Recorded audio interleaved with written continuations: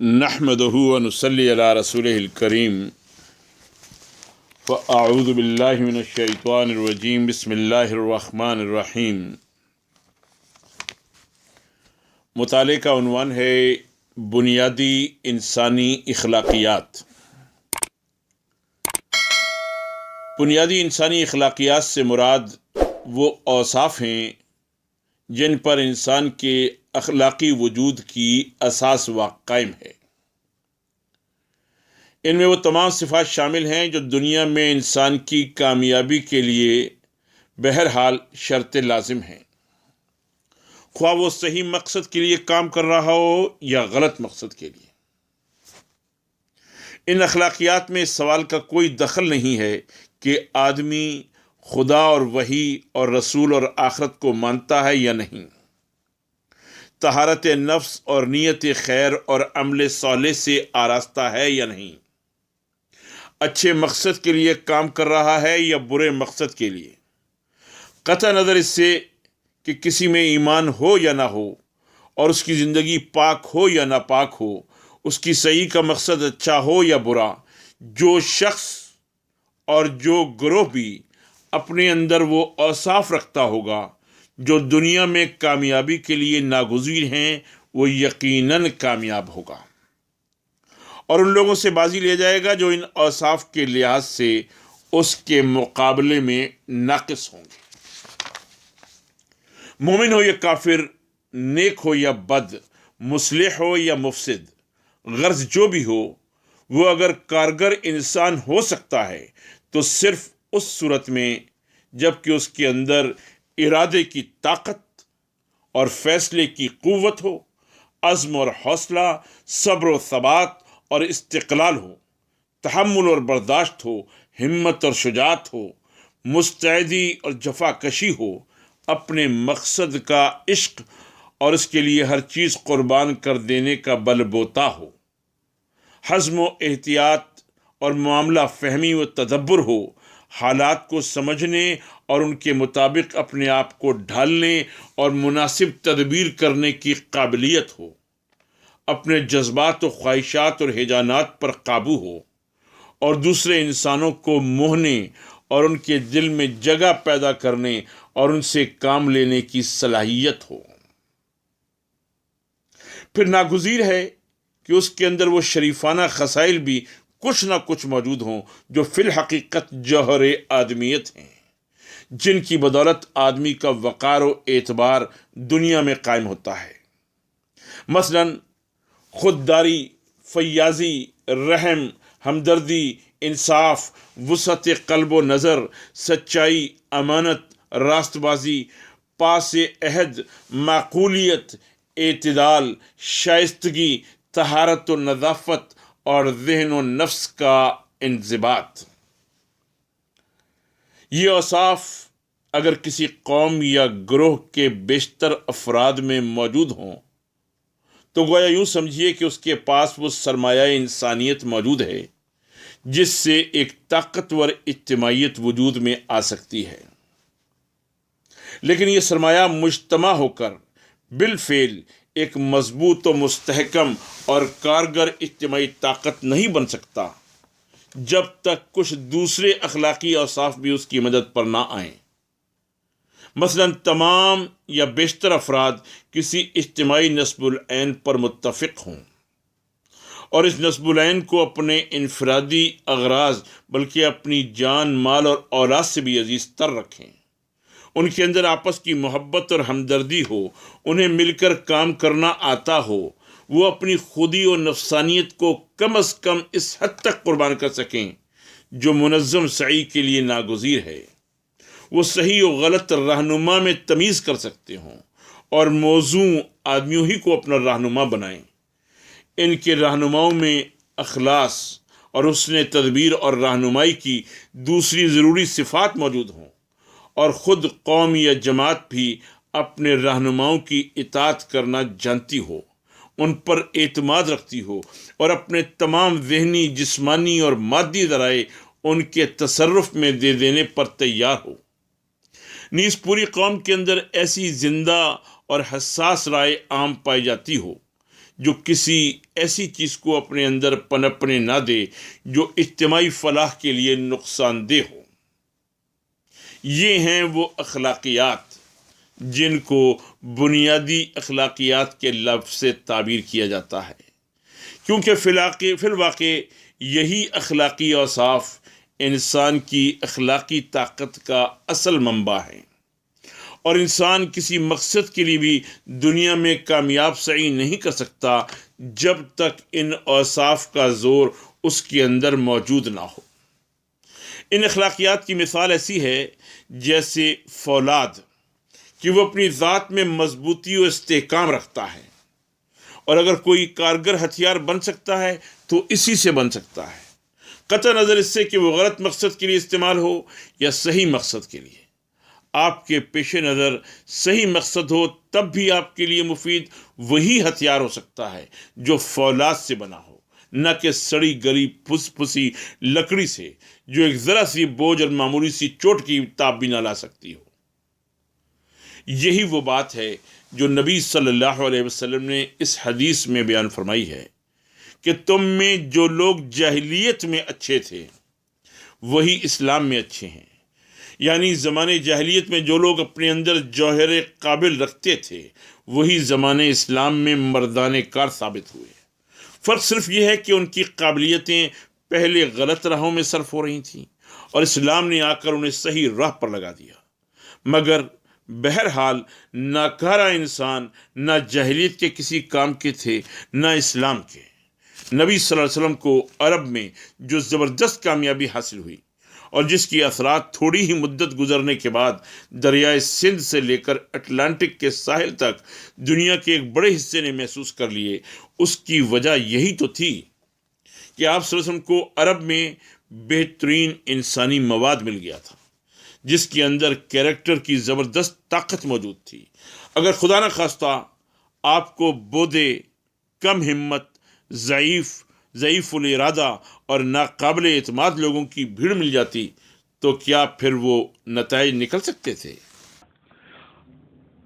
اب اخلاقیات کے دوسرے شعبے کو لیجیے جسے اسلامی اخلاقیات کے لفظ سے تعبیر کیا گیا ہے۔ یہ بنیادی انسانی اخلاقیات سے الگ کوئی چیز نہیں ہے، بلکہ اسی کی تصحیح اور تکمیل ہے۔ اسلام کا پہلا کام یہ ہے کہ وہ بنیادی انسانی اخلاقیات کو ایک صحیح مرکز و محور مہیا کر دیتا ہے، جس سے وابستہ ہو کر وہ سراپا خیر بن جاتے ہیں۔ اپنی ابتدائی صورت میں تو یہ اخلاقیات مجرد ایک قوت ہیں جو خیر بھی ہو سکتی ہے اور شر بھی۔ جس طرح تلوار کا حال یہ ہے کہ وہ بس ایک کاٹ ہے جو ڈاکو کے ہاتھ میں جا کر آلہ ظلم بھی بن سکتی ہے، اور مجاہد فی سبیل اللہ کے ہاتھ میں جا کر وسیلہ خیر بھی۔ اسی طرح ان اخلاقیات کا بھی کسی شخص یا گروہ میں ہونا بجائے خود خیر نہیں ہے، بلکہ اس کا خیر ہونا موقوف ہے اس امر پر کہ یہ قوت صحیح راہ میں صرف ہو، اور اس کو صحیح راہ پر لگانے کی خدمت اسلام انجام دیتا ہے۔ اسلام کی دعوت توحید کا لازمی تقاضا یہ ہے کہ دنیا کی زندگی میں انسان کی تمام کوششوں اور محنتوں کا اور اس کی دوڑ دھوپ کا مقصد وحید اللہ تعالیٰ کی رضا کا حصول ہو۔ وَإِلَيْكَ نَسْعَىٰ وَنَحْفِدُ، ہماری ساری کوششیں اور ساری دوڑ دھوپ تیری ہی خوشنودی کے لیے ہے، یعنی اس کا پورا دائرہ فکر و عمل ان حدود سے محدود ہو جائے جو اللہ نے اس کے لیے مقرر کر دی ہیں۔ اور ہم کہتے ہیں ایاک نعبد وَلَکَ نُصَلِّی وَنَسْجُدُ، خدایا ہم تیری ہی بندگی کرتے ہیں اور تیرے ہی لیے نماز پڑھتے ہیں اور سجدے کرتے ہیں۔ اس اساسی اصلاح کا نتیجہ یہ ہے کہ وہ تمام بنیادی اخلاقیات، انسانی اخلاقیات جن کا پچھلے درس میں تفصیل سے ذکر کیا گیا، صحیح راہ پر لگ جاتے ہیں، اور وہ قوت جو ان اخلاقیات کی موجودگی سے پیدا ہوتی ہے، بجائے اس کے کہ نفس یا خاندان یا قوم یا ملک کی سربلندی پر ہر ممکن طریقے سے صرف ہو، خالص حق کی سربلندی پر صرف جائز طریقوں ہی سے صرف ہونے لگتی ہے۔ یہی چیز اس کو ایک مجرد قوت کے مرتبے سے اٹھا کر ایجاباً پازیٹیولی ایک بھلائی اور دنیا کے لیے ایک رحمت بنا دیتی ہے۔ دوسرا کام جو اخلاق کے باب میں اسلام کرتا ہے وہ یہ ہے کہ بنیادی انسانی اخلاقیات کو مستحکم بھی کرتا ہے۔ مثال کے طور پر صبر کو لیجیے۔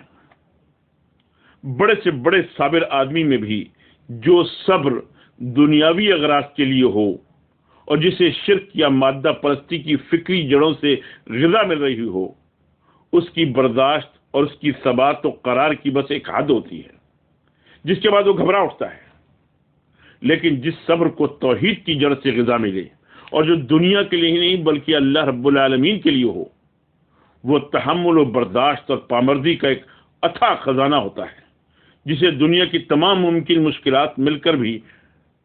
لوٹ نہیں سکتی۔ پھر غیر مسلم کا صبر نہایت محدود نوعیت کا ہوتا ہے۔ اس کا حال یہ ہوتا ہے کہ ابھی تو گولوں اور گولیوں کی بوچھاڑ میں نہایت استقلال کے ساتھ ڈٹا ہوا تھا، اور ابھی جو جذبات شہوانی کی تسکین کا کوئی موقع سامنے آیا تو نفس سے امارہ کی ایک معمولی تحریک کے مقابلے میں نہ ٹھہر سکا۔ لیکن اسلام صبر کو انسان کی پوری زندگی میں پھیلا دیتا ہے اور اسے صرف چند مخصوص قسم کے خطرات، مصائب اور مشکلات ہی کے مقابلے میں نہیں بلکہ ہر اس خوف اور ہر اس اندیشے اور ہر اس خواہش کے مقابلے میں ٹھہراؤ کی ایک زبردست طاقت بنا دیتا ہے جو آدمی کو راہ راست سے ہٹانے کی کوشش کرے۔ در حقیقت اسلام مومن کی پوری زندگی کو ایک صابرانہ زندگی بناتا ہے جس کا بنیادی اصول یہ ہے کہ عمر بھر صحیح طرز عمل پر قائم رہو، خواہ اس میں کتنے ہی خطرات و نقصانات اور مشکلات ہوں، اور اس دنیا کی زندگی میں اس کا کوئی مفید نتیجہ نکلتا نظر نہ آئے، اور کبھی فکر و عمل کی برائی اختیار نہ کرو، خواہ فائدوں اور امیدوں کا کیسا ہی خوشنما سبز باغ تمہارے سامنے لہلہا رہا ہو۔ یہ آخرت کے قطعی نتائج کی توقع پر دنیا کی ساری زندگی میں بدی سے رکنا اور خیر کی راہ پر جم کر چلنا اسلامی صبر ہے، اور اس کا ظہور لازماً ان شکلوں میں بھی ہوتا ہے جو بہت محدود پیمانے پر کفار کی زندگی میں نظر آتی ہیں۔ اسی مثال پر دوسرے تمام بنیادی اخلاقیات کو بھی آپ قیاس کر سکتے ہیں۔ کفار کی زندگی میں صحیح فکری بنیاد نہ ہونے کی وجہ سے وہ ضعیف اور محدود ہوتے ہیں، اور اسلام ان سب کو ایک صحیح بنیاد دے کر محکم بھی کرتا ہے اور وسیع بھی کرتا ہے۔ اسلام کا تیسرا کام یہ ہے کہ وہ بنیادی اخلاقیات کی ابتدائی منزل پر اخلاق فاضلہ کی ایک نہایت شاندار بالائی منزل تعمیر کرتا ہے جس کی بدولت انسان اپنے شرف کی انتہائی بلندیوں پر پہنچ جاتا ہے۔ وہ اس کے نفس کو خود غرضی سے، نفسانیت سے، ظلم سے، بے حیائی اور خلاعت و بے قیدی سے پاک کر دیتا ہے۔ اس میں خدا ترسی، تقوی و پرہیزگاری اور حق پرستی پیدا کرتا ہے۔ اس کے اندر اخلاقی ذمہ داریوں کا شعور و احساس ابھارتا ہے، اس کو ضبط نفس کا خوگر بناتا ہے، اسے تمام مخلوقات کے لیے کریم، فیاض، رحیم، ہمدرد، امین، بے غرض، خیر خواہ، بے لوث منصف اور ہر حال میں صادق و راست باز بنا دیتا ہے، اور اس میں ایک ایسی بلند پایا سیرت پرورش کرتا ہے جس سے ہمیشہ صرف بھلائی ہی متوقع ہے اور برائی کا کوئی اندیشہ نہ ہو۔ پھر اسلام آدمی کو محض نیکی بنانے پر اکتفا نہیں کرتا بلکہ حدیث رسول صلی اللہ علیہ وسلم کے الفاظ ہیں، وہ اسے بھلائی کا دروازہ کھولنے والا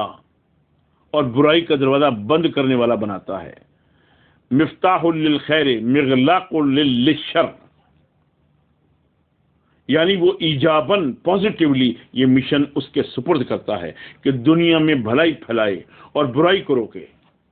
اس سیرت و اخلاق میں فطرتاً وہ حسن ہے، وہ کشش ہے، وہ بلا کی قوت تسخیر ہے کہ اگر کوئی منظم جماعت اس سیرت کی حامل ہو اور عملاً اپنے اس مشن کے لیے کام بھی کرے جو اسلام نے اس کے سپرد کیا ہے، تو اس کی جہانگیری کا مقابلہ کرنا دنیا کی کسی قوت کے بس کا کام نہیں ہے۔ ان بنیادی باتوں کو جاننے کے بعد آئیے دیکھتے ہیں کہ امامت کے بارے میں اللہ کی سنت کیا ہے۔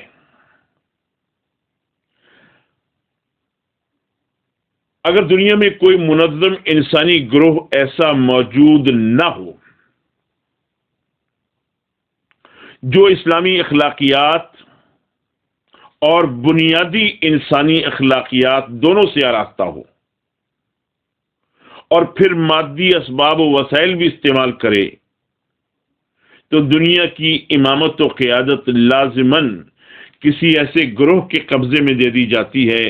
جو اسلامی اخلاقیات سے چاہے بالکل ہی عاری ہو، لیکن بنیادی انسانی اخلاقیات اور مادی اسباب و وسائل کے اعتبار سے دوسروں کی بنسبت زیادہ بڑھا ہوا ہو،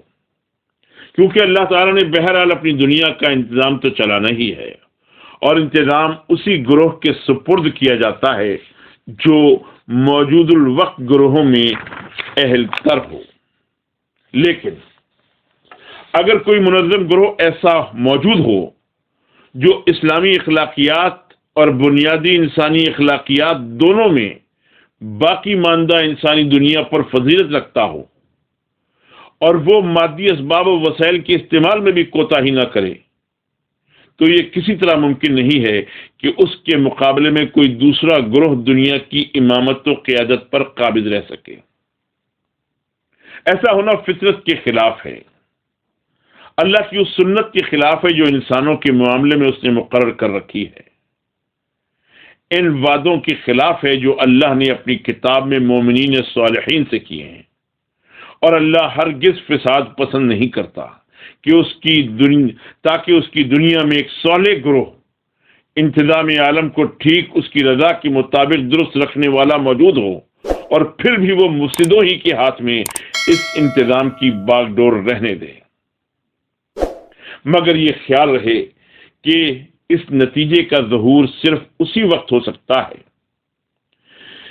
جبکہ ایک جماعت صالحہ ان اوصاف کی موجود ہو۔ کسی ایک صالح فرد یا متفرق طور پر بہت سے صالح افراد کے موجود ہونے سے استخلاف فی الارض کا نظام تبدیل نہیں ہو سکتا، خواہ وہ افراد اپنی جگہ کیسے ہی زبردست اولیاء اللہ بلکہ پیغمبر ہی کیوں نہ ہوں۔ اللہ نے اس استخلاف کے متعلق جتنے وعدے بھی کیے ہیں منتشر و متفرق افراد سے نہیں بلکہ ایک ایسی جماعت سے کیے ہیں جو دنیا میں اپنے آپ کو عملاً خیر امت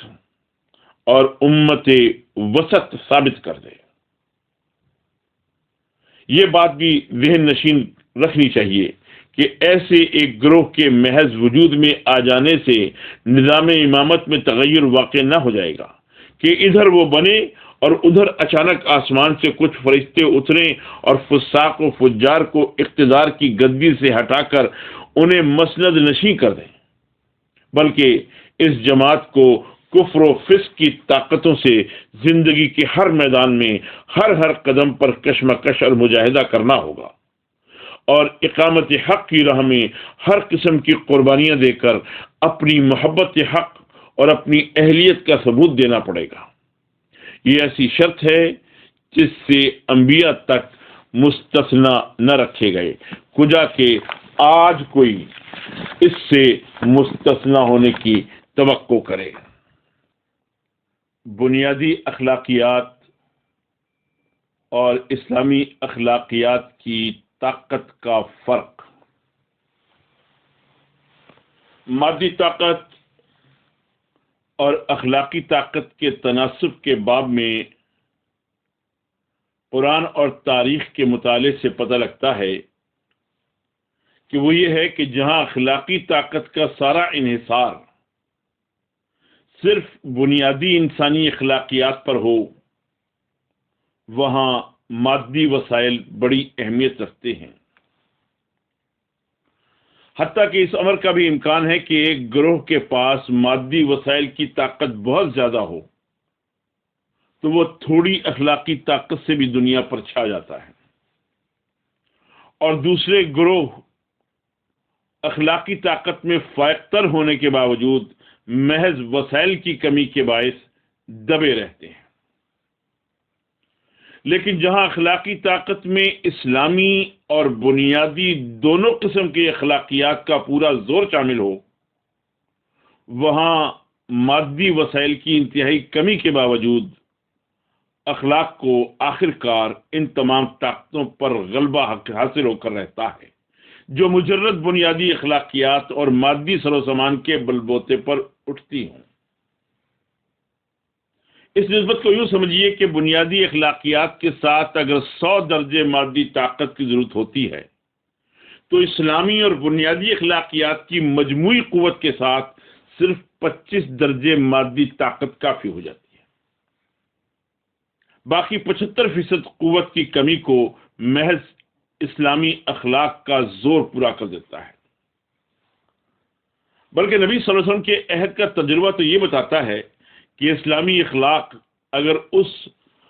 پیمانے کا ہو جو حضور صلی اللہ علیہ وسلم اور آپ صلی اللہ علیہ وسلم کے صحابہ رضی اللہ تعالیٰ عنہم مجمعین کا تھا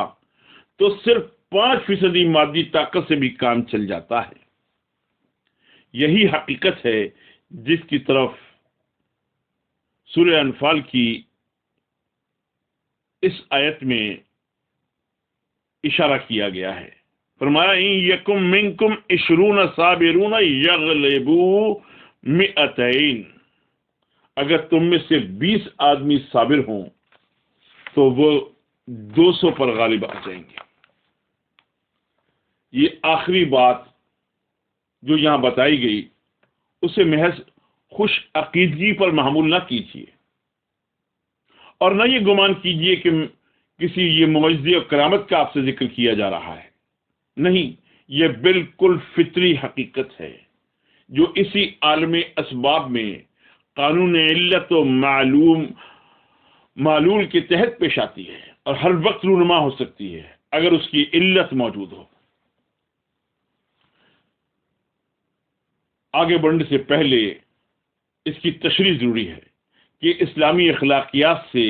جن میں بنیادی اخلاقیات خود بخود شامل ہیں، مادی اسباب کی 75% بلکہ 95% حد تک کمی پوری طرح پوری ہو جاتی ہے۔ اس چیز کو سمجھنے کے لیے آپ ذرا خود اپنے زمانے ہی کی بین الاقوامی صورتحال پر ایک نگاہ ڈال کر دیکھ لیجیے۔ ابھی آپ کے سامنے وہ فساد عظیم جو آج سے 5.5 سال پہلے شروع ہوا تھا جرمنی کی شکست پر ختم ہوا ہے، اور جاپان کی شکست بھی قریب نظر آ رہی ہے۔ جہاں تک بنیادی اخلاقیات کا تعلق ہے، ان کے اعتبار سے اس فساد کے دونوں فریق تقریباً مساوی ہیں، بلکہ بعض پہلوؤں سے جرمنی اور جاپان نے اپنے حریفوں کے مقابلے میں زیادہ زبردست اخلاقی طاقت کا ثبوت دیا ہے۔ جہاں تک علوم طبیعی اور ان کے عملی استعمال کا تعلق ہے، اس میں دونوں فریق برابر ہیں، بلکہ اس معاملے میں کم از کم جرمنی کی فوقیت تو کسی سے مخفی نہیں ہے۔ مگر صرف ایک چیز ہے جس میں ایک فریق دوسرے فریق سے بہت زیادہ بڑھا ہوا ہے، اور وہ ہے مادی اسباب کی موافقت۔ اس کے پاس آدمی اپنے دونوں حریفوں جرمنی اور جاپان سے کئی گنا زیادہ ہیں۔ اس کو مادی وسائل ان کی نسبت بدرجہ زیادہ حاصل ہیں، اس کی جغرافیائی پوزیشن ان سے بہتر ہے، اور اس کو تاریخی اسباب نے ان کے مقابلے میں بہت زیادہ بہتر حالات فراہم کر دیے ہیں۔ اسی وجہ سے اس کو فتح نصیب ہوئی ہے، اور اسی وجہ سے آج کسی ایسی قوم کے لیے بھی جس کی تعداد کم ہو اور جس کی دسترس میں مادی وسائل کم ہوں، اس امر کا کوئی امکان نہیں آتا کہ وہ کثیر التعداد اور کثیر الوسائل قوموں کے مقابلے میں سر اٹھا سکے، خواہ وہ بنیادی اخلاقیات میں اور طبیعی علوم کے استعمال میں ان سے کچھ بڑھ ہی کیوں نہ جائے۔ اس لیے کہ بنیادی اخلاقیات اور طبیعی علوم کے بل پر اٹھنے والی قوم کا معاملہ دو حال سے خالی نہیں ہو سکتا۔ یا تو وہ خود اپنی قومیت کی پرستار ہوگی اور دنیا کو اپنے لیے مسخر کرنا چاہے گی، یا پھر وہ کچھ عالمگیر اصولوں کی حامی بن کر اٹھے گی اور دوسری قوموں کو ان کی طرف دعوت دے گی۔ پہلی صورت تو اس کے لیے کامیابی کی کوئی شکل بجز اس کے نہیں ہے کہ وہ مادی طاقت اور وسائل میں دوسروں سے فائق تر ہو، کیونکہ وہ تمام قومیں جن پر اس کی اس حرص اقتدار کی درد پڑ رہی ہوگی، انتہائی غصہ اور نفرت کے ساتھ اس کی مزاحمت کریں گی اور اس کا راستہ روکنے میں اپنی حد تک کوئی کسر نہ اٹھا رکھیں گی۔ رہی دوسری صورت تو اس میں بلا شبہ اس کا امکان تو ضرور ہے کہ قوموں کے دل و دماغ خود بخود اس کی اصولی دعوت سے مسخر ہوتے چلے جائیں اور اسے مزاحمتوں کو راستوں سے ہٹانے میں بہت تھوڑی قوت استعمال کرنی پڑے، لیکن یہ یاد رہنا چاہیے کہ دل صرف چند خوش آئند اصولوں ہی سے مسخر نہیں ہو جایا کرتے، بلکہ انہیں مسخر کرنے کے لیے وہ حقیقی خیر خواہی، نیک نیتی، راست بازی، بے غرضی، فراخ دلی، فیاضی، ہمدردی اور شرافت و عدالت درکار ہے، جو جنگ اور صلح، فتح اور شکست، دوستی اور دشمنی، تمام حالات کی کڑی آزمائشوں میں کھری اور بے لوث ثابت ہو۔ اور یہ چیز اخلاق فاضلہ کی اس بلند منزل سے تعلق رکھتی ہے جس کا مقام بنیادی اخلاقیات سے بہت برتر ہے۔ یہی وجہ ہے مجرد بنیادی اخلاقیات اور مادی طاقت کے بل پر اٹھنے والے کھلے قوم پرست ہوں یا پوشیدہ قوم پرستی کے ساتھ کچھ لوگ اصولوں کی دعوت و حمایت کا ڈھونگ رچائیں، آخر کار ان کی ساری جد و جہد اور کشمکش خالص شخصی یا طبقاتی یا قومی خودغرضی ہی پر آ ٹھہرتی ہے، جیسا کہ آج آپ امریکہ، برطانیہ اور روس کی سیاست خارجیہ میں نمایاں طور پر دیکھ سکتے ہیں۔ ایسی کشمکش میں یہ ایک بالکل فطری امر ہے کہ ہر قوم دوسری قوم کے مقابلے میں ایک مضبوط چٹان بن کر کھڑی ہو جائے، اپنی پوری اخلاقی و مادی طاقت اس کی مزاحمت میں صرف کر دے اور اپنے حدود میں اس کو ہرگز راہ دینے کے لیے تیار نہ ہو جب تک کہ مخالف کی برتر مادی قوت اس کو پیس کر نہ رکھ دے۔ اچھا اب ذرا تصور کیجئے کہ اسی ماحول میں ایک ایسا گروہ، خواہ وہ ابتداً ایک ہی قوم میں سے اٹھا ہو، مگر قوم کی حیثیت سے نہیں بلکہ ایک جماعت کی حیثیت سے اٹھا ہو، پایا جاتا ہے، جو شخص طبقاتی اور قومی خودغرضیوں سے بالکل پاک ہے، اس کی سعی و جہد کی کوئی غرض اس کے سوا نہیں ہے کہ وہ نوع انسانی کی فلاح چند اصولوں کی پیروی میں دیکھتا ہے اور انسانی زندگی کا نظام ان پر قائم کرنا چاہتا ہے۔ ان اصولوں پر وہ جو سوسائٹی وہ بناتا ہے اس میں قومی و وطنی اور طبقاتی و نسلی امتیازات بالکل مفقود ہیں۔ تمام انسان اس میں یکساں حقوق اور مساوی حیثیت سے شامل ہو سکتے ہیں۔ اس میں رہنمائی و قیادت کا منصب ہر اس شخص یا مجموعہ اشخاص کو حاصل ہو سکتا ہے جو ان اصولوں کی پیروی میں سب پر فوقیت لے جائے، قطع نظر اس سے کہ اس کی نسل و وطنی قومیت کچھ ہی ہو، حتیٰ کہ اس میں اس امر کا بھی امکان ہے کہ اگر مفتوح ایمان لا کر اپنے آپ کو صالح تر ثابت کر دے تو فاتح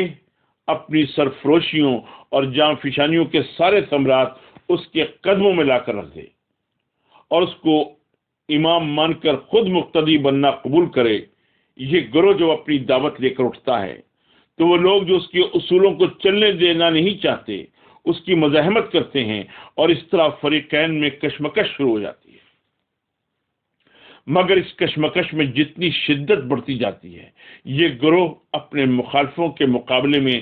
اتنی ہی زیادہ افضل و اشراف اخلاق کا ثبوت دیتا چلا جاتا ہے۔ وہ اپنے طرز عمل سے ثابت کر دیتا ہے کہ واقعی وہ خلق اللہ کی بھلائی کے سوا کوئی دوسری غرض پیش نظر نہیں رکھتا۔ اس کی دشمنی اپنی مخالفوں کی ذات یا قومیت سے نہیں بلکہ صرف ان کی ضلالت و گمراہی سے ہے، جسے وہ چھوڑ دیں تو وہ اپنے خون کے پیاسے دشمن کو بھی سینے سے لگا سکتا ہے۔ اسے لالچ ان کے مال و دولت یا ان کی تجارت و صنعت کا نہیں بلکہ خود انہی کی اخلاقی اور روحانی فلاح کا ہے۔ جو حاصل ہو جائے تو ان کی دولت انہی کو مبارک رہے۔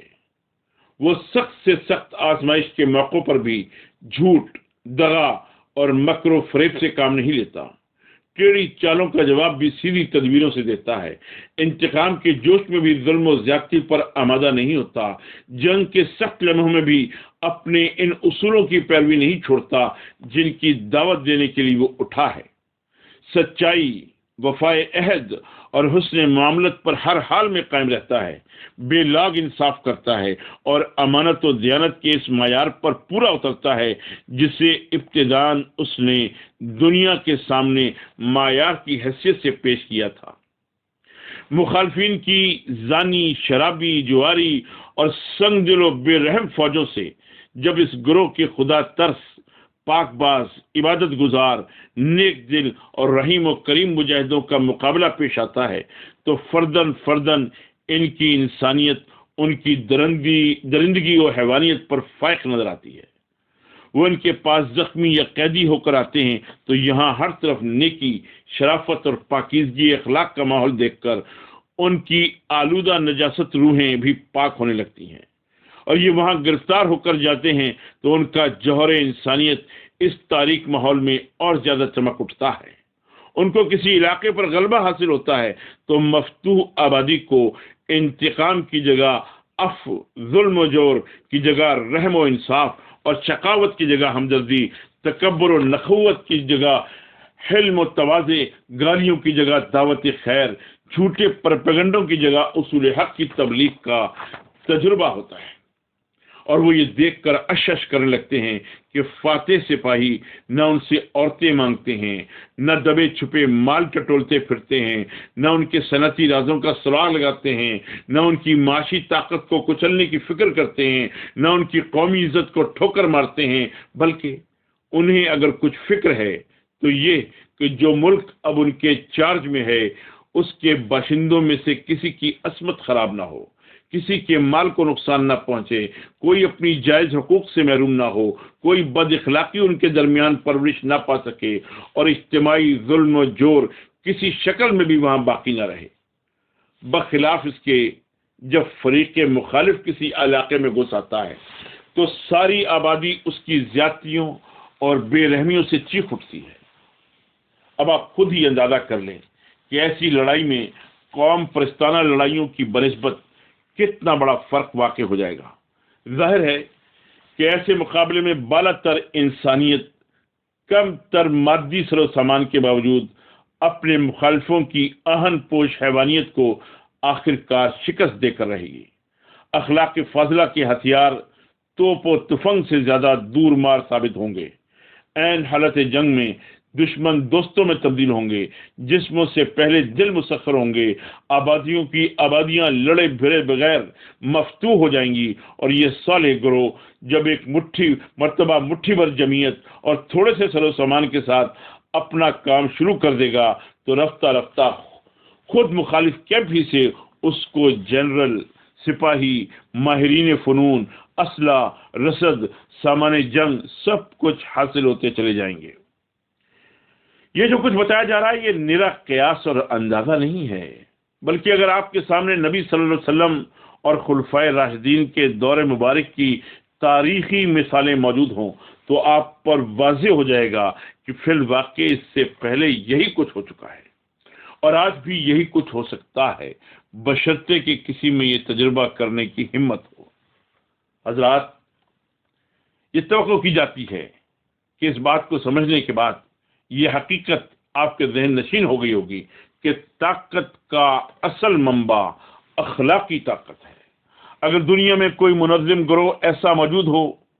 جو بنیادی اخلاقیات کے ساتھ اسلامی اخلاقیات کا زور بھی اپنے اندر رکھتا ہو اور بنیادی وسائل سے بھی کام لے، تو یہ بات عقلاً محال اور فطرتاً غیر ممکن ہے کہ اس کی موجودگی میں کوئی دوسرا گروہ دنیا کی امامت و قیادت پر قائم رہ سکتا ہے۔ اس کے ساتھ مجھے امید ہے کہ آپ نے یہ بھی اچھی طرح سمجھ لیا ہوگا کہ مسلمانوں کی موجودہ پست حالت کا اصلی سبب کیا ہے۔ ظاہر بات ہے کہ جو لوگ نہ مادی وسائل سے کام لیں،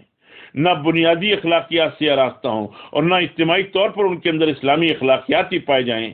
وہ کسی طرح بھی امامت کے منصب پر فائز نہیں رہ سکتے۔ خدا کی اٹل بے لاگ سنت کا تقاضا یہی ہے کہ ان پر ایسے کافروں کو ترجیح دی جائے جو اسلامی اخلاقیات سے آری صحیح مگر کم از کم بنیادی اخلاقیات اور مادی وسائل کے استعمال میں تو ان سے بڑھے ہوئے ہیں، اور اپنے آپ کو ان کی بنسبت انتظام دنیا کے لیے اہل تر ثابت کر رہے ہیں۔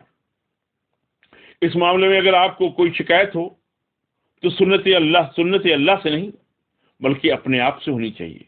اور اس شکایت کا نتیجہ یہ ہونا چاہیے کہ آپ اب اپنی اس خامی کو دور کرنے کی فکر کریں جس نے آپ کو امام سے مقتدی اور پس رو سے پیش رو بنا کر چھوڑ دیا ہے۔ اس کے بعد ضرورت ہے کہ صاف اور واضح طریقے سے آپ کے سامنے اسلامی اخلاقیات کی بنیادوں کو بھی پیش کیا جائے، کیونکہ یہ لازمی ہے کہ اس معاملے میں عام طور پر مسلمانوں کے تصورات بری طرح الجھے ہوئے ہیں۔ اس الجھن کی وجہ سے بہت ہی کم آدمی یہ جانتے ہیں کہ اسلامی اخلاقیات فی الواقع کس چیز کا نام ہے، اور اس پہلو سے انسان کی تربیت و تکمیل کے لیے کیا چیزیں کس ترتیب و تدریج کے ساتھ انسان کے اندر پرورش کی جانی چاہیے۔ انشاءاللہ العزیز آئندہ نشست میں آپ کو اسلامی اخلاقیات کی تفصیل بتائی جائیں گی۔ وآخر دعوانا ان الحمد للہ رب العالمین۔